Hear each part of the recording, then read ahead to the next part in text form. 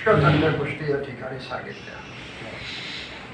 सर्वात महत्त्वाचं मला कौतुक वाटतंय वेद प्रतिष्ठानचं. अलीकडे जीवनातल्या सर्व क्षेत्रांमधला ध्येयवाद संपत चालला आहे. शिक्षकांनी पिढीची पिढी घडवली आहे हा इतिहास आपल्या डोळ्यासमोर असताना अलीकडे मात्र या शिक्षण क्षेत्रामध्ये जो काही गोंधळ सुरू आहे आणि विशेष करून शिक्षकांच्या बाबतीमध्ये तो सुरू आहे, या पार्श्वभूमीवर वेदचे सर्व जे काही ध्येयवेडे शिक्षक आहेत अशा पद्धतीनं काम करू इच्छितात ते माझ्यासाठी अतिशय महत्त्वाचं आहे. कारण अनेकांनी सांगितलं, प्रमोदनी सांगितलं, बाळनी सांगितलं, की वडिलांनी सांगितलं की सोप्या भाषेत बोल. तर ती पिढी पालकांची गेली आहे. पालकही अलीकडे विद्यार्थ्यांच्या बाबतीत किती जबाबदारीने त्यांच्याकडे लक्ष देतात हा प्रश्न आहे. कोणीतरी ही जबाबदारी स्वीकारली पाहिजे. आता तर अलीकडे ज्या आपल्या आई आहेत म्हणजे घरातल्या नवीन, त्यांना मोबाईलपासूनच फुरसत नाही आणि वडिलांना इतर उद्योगांपासून फुरसत नाही. कृपा करून फोन बंद करा ना, मोबाईल कृपा करून बंद करा. तर अशा या सर्व पार्श्वभूमीवर शिक्षकांचे एक ग्रुप, शिक्षकांची एक संस्था अशा पद्धतीनं काम करत आहे आणि इतके शिक्षक उपस्थित राहतात. हे अलीकडेचं दुर्मिळ असलेलं चित्र आहे. याचा मला मनापासून आनंद आहे. आणि यशवंतराव चव्हाण प्रतिष्ठानचं कौतुक याच्यासाठी आहे. असंही महेश अध्यक्ष झाल्यापासून प्रमोद फार कामाची त्यांनी व्याप्ती वाढवली आणि जास्तीत जास्त शहरी भागापुरतं मर्यादित न राहता ग्रामीण भागातल्या मुलांपर्यंत किंवा नागरिकांपर्यंत कसं जाता येईल याचा त्यांनी सातत्याने विचार केला. त्याच्यामुळे महेशचं आणि यशवंतराव चव्हाण प्रतिष्ठानच्या सर्व सदस्यांचं, पदाधिकाऱ्यांचं मी मनापासून अभिनंदन करतो. सुरुवातीला मी सांगितल्याप्रमाणे कदाचित ही जी पिढी आहे बाळ, या पिढीला जर्नलिझमचं तेवढं महत्त्वही राहणार, लेखनाचंही महत्त्व राहणार नाही कदाचित. कारण आपल्या सर्व पिढीमध्ये या गोष्टींची आवश्यकता होती. अनेक प्रयत्न आपल्या शहरामध्ये सुद्धा झाले आणि यशवंतराव चव्हाण प्रतिष्ठान आणि ठाकरे प्रतिष्ठानच्या वतीनं सुंदर अक्षर स्पर्धा अनेक वर्ष चालली आणि जवळजवळ 1 ते 1.5 लाख विद्यार्थी त्याच्यामध्ये सहभागी व्हायचे. 1 ते 1.5 लाख आणि सातत्याने हा 13-14 वर्ष उपक्रम चालला. दरवर्षी तो कार्यक्रम व्हायचा. तर अशा पद्धतीने समाजामध्ये प्रयत्न झालेच पाहिजेत. परंतु अलीकडच्या काळामध्ये जी ही नवीन पिढी बसली आहे, कदाचित ते जेव्हा याच्यामध्ये येतील, त्यांचं जे करिअर आहे त्या करिअरमध्ये सुंदर अक्षर असलेच पाहिजे किंवा चांगलं त्यांनी ते वर्तमानपत्र वाचलेच पाहिजे. वर्तमानपत्र वाचण्यापेक्षा अलीकडे बातम्या पाहण्याचा जास्त प्रघात झालेला आहे. वाचन हे महत्त्वाचंच आहे. मी जेव्हा असं म्हणतो तेव्हा याला मी कमी लेखत नाही, कारण मी स्वतः रोज जवळजवळ 1.5 ते 2 तासापर्यंत वर्तमानपत्र वाचतो. मी व्हॉट्सअप वगैरे वापरत नाही. त्याच्यामुळे मला त्याचं महत्त्व आहे, वाचनाचं महत्त्व आहे. चांगले अक्षर असले पाहिजे. कारण आणि सर्वात स्वस्त कम्युनिकेशनचं जर साधन असेल आजही आपल्या देशामध्ये तर ते पत्र आहे. 5 रुपयांमध्ये तुम्ही देशातल्या कोणत्याही माणसापर्यंत पोहोचू शकता आणि ते पत्र जर तुम्ही चांगल्या अक्षरामध्ये लिहिलं तर निश्चित त्याचा समोरच्या माणसावर परिणाम होत असतो. कारण त्यांनी तुम्हाला पाहिलेलं नसते, तुमच्या अक्षराशी त्याची पहिली ओळख होते. नंतर मजकूर काय त्याच्याशी त्याचा संबंध येतो आणि नंतर तुमची त्याची कधीतरी भेट होत असते किंवा होतही नाही. अनेक असे पत्र मित्र पुष्कळ झालेले आहेत. जे अनेकदा आपण असं पाहतो की एक दुसऱ्यांना न ओळखणारे, प्रत्यक्षात भेटीगाठी न होणारेही पत्रांच्या माध्यमातून एक दुसऱ्यांना ओळखत असतात. अलीकडे त्याच्यावर झालं ना, मैत्री काय होते तुमच्या व्हॉट्सअप ग्रुप वगैरेवर, तसं हे होत असते आणि ती चांगली गोष्ट आहे. त्याच्यासाठी चांगल्या अक्षरांची गरज आहेच. चांगल्या म्हणजे वर्तमानपत्र वाचले पाहिजे, लिहिण्याची सवय असली पाहिजे. वाचनाने माणसाचं ज्ञान वाढते आणि आपल्या विचारांची कुठेतरी परिपक्वता व्हायसाठी लेखन आवश्यक आहे. लेखणीतून ते विचार पक्के होत असतात. आपण काय लिहिलं हे जर आपण वाचलं तर आपल्याच लक्षात येतं की असं नाही, असं जर लिहिलं असतं तर जास्त चांगलं झालं असतं. त्याच्यामुळे वाचन असेल, लेखन असेल ही सवय राहिली पाहिजे. आणि त्या दृष्टिकोनातून हा जो उपक्रम आहे हा अतिशय महत्त्वाचा उपक्रम आहे.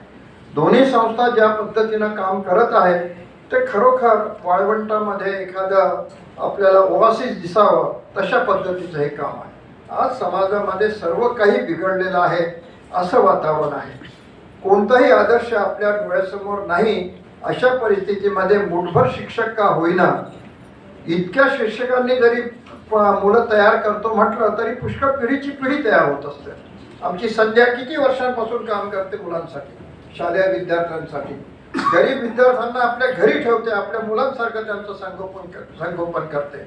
असे जे शिक्षक आहेत ते साने गुरुजीला अभिप्रेत होते. आणि म्हणून आपण राधाकृष्णन एक अतिशय राष्ट्रपती झाले या देशामध्ये. शिक्षणाच्या क्षेत्रामध्ये आवड असणारा माणूस राष्ट्रपती होतो. आणि तसंच आज आपण पाहतो की अनेक क्षेत्रामध्ये तुम्हाला स्कोप आहे. आणि विशेष करून मी वारंवार सांगतो की या पिढीच्या संदर्भामध्ये आपल्याला विचार करावा लागणार आहे. आणि त्या संदर्भामध्ये त्यांच्यावर वाचनाची आवड निर्माण करणे, त्यांच्यामध्ये चांगले अक्षर कसे ते काढू शकतील ते करणे. विनोदाने काही म्हणा, असं म्हणतात की डॉक्टरांचे प्रिस्क्रिप्शन जे असते ते ओळखायलाच येत नाही. ते काय लिहितात फक्त ते जो मेडिकल शॉपवाला आहे त्याला समजायला येते, आपण नाही वाचू शकत. कदाचित ते गुपित असेल त्यांचं की काय औषध आहे काय नाही आहे ते दुसऱ्यांना कळू नये म्हणून. तसं तू सांगितलं काका मर गए, एक फार किस्सा प्रसिद्ध आहे. काका अजमेर गे असं म्हणायचं होतं. ते समोरच्या पर्यंत पोहोचलं काका आज मर गए. अशा पद्धतीचे त्याला मुद्रा राक्षसी विनोद म्हणतात. मुद्रा राक्षसाचे विनोद अमृत मासिक निघायचा आधी त्याच्यामध्ये असे पुष्कळ किस्से द्यायचे. तर अशा पद्धतीनं असे विनोद निर्माण होत असतात. पण बातम्यांचं आकर्षण जसं बाळांनी सांगितलं ते बिलकुल बरोबर आहे की तुमचं हेडिंग असं पाहिजे की ते लोकांना वाचकांना अट्रॅक्ट केलं पाहिजे. आणि त्याच्यातला मजकूर मग नंतर वाचतो माणूस, पहिल्यांदा हेडिंग वाचतो. आणि हेडिंग जर पटलं तर मग तो बातमी वाचायला घेत असतो. आणि अग्रलेख वगैरे तर नंतर आहे, साईड आर्टिकल्स नंतर आहे, तो सर्व भाग वेगळा आहे. अशा पद्धतीनं एक चांगला उपक्रम या ठिकाणी सुरू केला मागील काही वर्षांपासून. आणि वेद मी तर खरोखर वेद आहेच तुम्हाला म्हणाला. 1912 मध्ये तुम्ही प्रमोदला बोलवलं, तुम्ही त्यावेळी तुम्हाला वेद लागले होते की संपादक कोणाला. किती कमाल आहे. ही जी तुमची दृष्टी आहे ती दूरदृष्टी ती अगदी कमालीची आहे. म्हणून तुम्ही विद्यार्थ्यांच्या संदर्भामध्ये जी दूरदृष्टी ठेवली ती सुद्धा तेवढ्याच मोलाची आहे. कोणाला आज इतरांसाठी वेळ द्यायला कोणाला फुरसत नाही आहे. आणि स्वतःच्या करिअर पुरता विचार करण्यासारखं सर्व वातावरण आहे. अशा परिस्थितीमध्ये महेश असेल, मनोहर नरांके असतील, त्यांचे सर्व साथीदार असतील, त्यांचे मित्र असतील, ज्या पद्धतीनं प्रयत्न करत आहेत ते सर्वात महत्त्वाचे आहे. कारण आमच्या पिढीमध्ये असे कोणी नव्हते, कोणी आमच्यासाठी कोणी केलं नाही. म्हणजे घरच्यांनाही कळत नव्हतं. मी नेहमी सांगतो की आमची पिढी कॅक्टस सारखी वाढली आहे. जे गावकुशी बाहेरच जसं कॅक्टस ठेवल्या जाते काटेरी झाड तसं आमची पिढी वाढली. आई शिकलेली नाही, वडिलांना फारसं शिक्षण नाही, कोणी मार्गदर्शन करणारे नाही, अशा पार्श्वभूमीवर आम्ही सर्व शिकलो. पण तुमची पिढी सुदैवी आहे. घरामध्ये शिकले सवरलेले आईवडील आहेत, चांगल्या इमारती आहेत. मी जेव्हा शाळेत शिकलो प्रायमरी शाळेत तिथे वर्ग नव्हताच. मारुतीच्या देवळात आमचा वर्ग लागायचा. आणि तिथे पाऊस आला की आम्ही आनंदात राहतो. कारण आणि त्यावेळी झडी राहायची. असा एका तासासाठी किंवा 10 मिनिटासाठी येणारा पाऊस नव्हता. 8-8 दिवसाची झड राहायची. म्हणजे मग आम्ही रानावनात फिरायसाठी मोकळे असे आम्ही तयार झालो. आणि एकच शिक्षक 2-2, 3-3 वर्गाला शिकवायचे. अशा परिस्थितीमध्ये आम्ही शिकलो. आजचे विद्यार्थी भाग्यशाली आहेत की त्यांचे आई वडील सुशिक्षित आहेत, शाळेच्या इमारती चांगल्या झाल्यात, शिक्षक चांगले सुशिक्षित तुम्हाला मिळालेले आहेत. आणि अशा संस्था तुमच्या पाठीशी आहे तुम्हाला प्रोत्साहन देण्यासाठी. हे सर्व वातावरण आमच्या वेळी नव्हतं.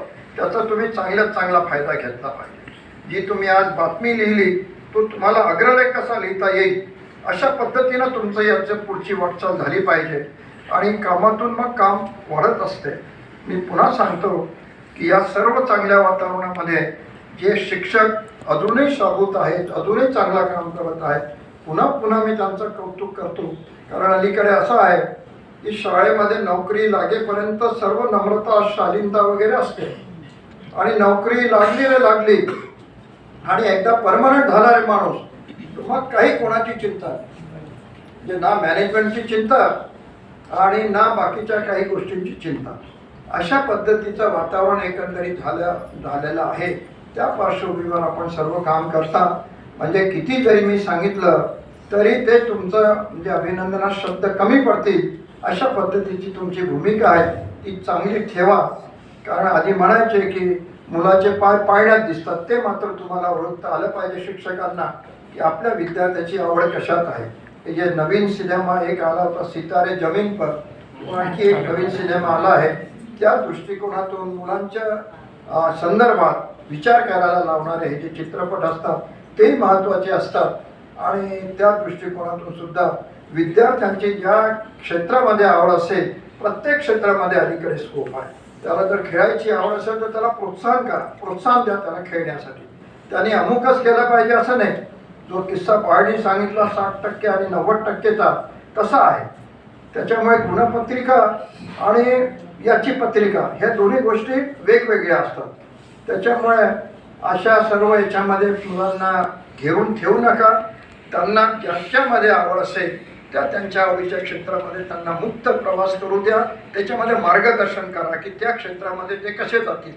या सर्व याच्यामध्ये बातमीमध्ये एखाद्या मुलाने किंवा मुलीने निश्चित वेगळ्या पद्धतीनं बातमी लिहिली असेल ती जर्नलिस्ट होण्यासाठी पात्र आहे. ती तिच्यामधली कला जोपासता आली पाहिजे. जर्नलिझमचं क्षेत्रसुद्धा फार मोठं झालेलं आहे. आज आपण पाहतो की टी व्ही चॅनल्सपासून तर या सर्व याच्यामध्ये किती मोठ्या मोठ्या पदांवर लोक गेलेले आहेत. जे नागपूरची एक मुलगी सिरिया म्हणून, त्याचं नाव पहिलं मी विसरलो, ती रत्ना सिरिया म्हणून ती जी ग्लोबलची ही झाली चीफ झाली. जे अशा पद्धतीनं तुम्हाला स्कोप आहे.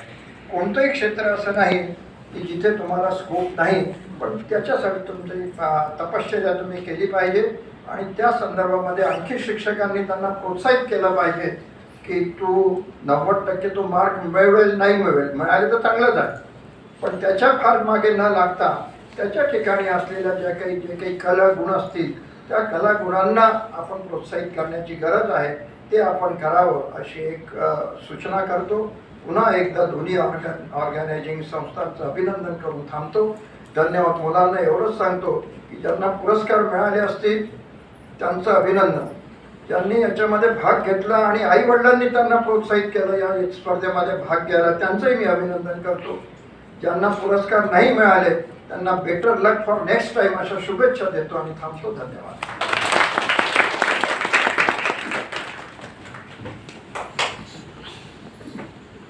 धन्यवाद आदरणीय भाऊ.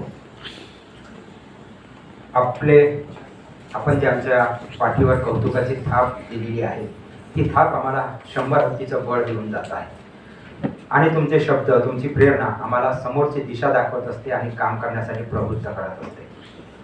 आमच्या या धडपडीला जी कधी कधी धड पडेपर्यंतही आमची धडपड असते या धडपडीला आपण नेहमी आम्हाला प्रोत्साहन देत असतात. त्याबद्दल आम्ही आपले खूप खूप आभारी आहोत. यानंतर आपण बोलूया ज्या कार्यक्रमाची उत्सुकता, ज्या क्षणाची उत्सुकता आमच्या विद्यार्थ्यांना आहे त्याकडे. मित्रांनो, या स्पर्धेमध्ये एकूण 92 विद्यार्थी सहभागी झालेले होते. ही स्पर्धा वर्ग 5 ते 8 आणि वर्ग 9 ते 12 या 2 गटामध्ये आयोजित करण्यात आली होती. एक आमच्या अनेक स्पर्धा घेताना एक आमचं असं लक्षात आलं की जसजसा वरचा वयोगट येत तशी संख्या कमी होत जाते आहे. मग वरचा वयोगट म्हणजे वय जसं वाढते तसे जास्त शिंग फुटतात की काय हे माहीत नाही, पण ती संख्या कमी होत जाते. हा अनुभव आमचा आलेला आहे. आणि म्हणजे खालच्या याच्यामध्ये एकूण 59 विद्यार्थी आहेत आणि खालच्यामध्ये थोडेसे कमी आलेले आहेत, वरच्यामध्ये कमी आलेले आहेत. असं जरी असलं तरी मगाशी सांगितल्याप्रमाणे की या स्पर्धेचं स्वरूप जरा विस्तृत होतं, त्यामुळे त्यामध्ये भाग घेण्यासाठी सुद्धा मुलांची कसरत लागत होती. काही मुलांनी काही वेळ केलं असेल आणि नंतर सोडूनही दिलं असेल. आणि विशेष म्हणजे या संबंधानं काही पालकांचे, विशेषतः आईंचे, आजकाल आई जास्त जागृत झालेली आहे मुलांच्या बाबतीत आणि म्हणून त्यांना असं वाटते की माझ्या मुलांना हे केलं पाहिजे. आणि मुलगी जर असेल तर आणखी मग पाहायचंच काम नाही, मुलींना जास्त प्रोत्साहन दिलं जातं आणि विजेत्यामध्ये सर्वात जास्त मुलीच आहे. म्हणजे मुलं आजकाल माहीत नाही कुठे हे खात आहे की काय करत आहे माहीत नाही, अशी स्थिती येत आहे. आपण वळी या पुरस्कारांकडे.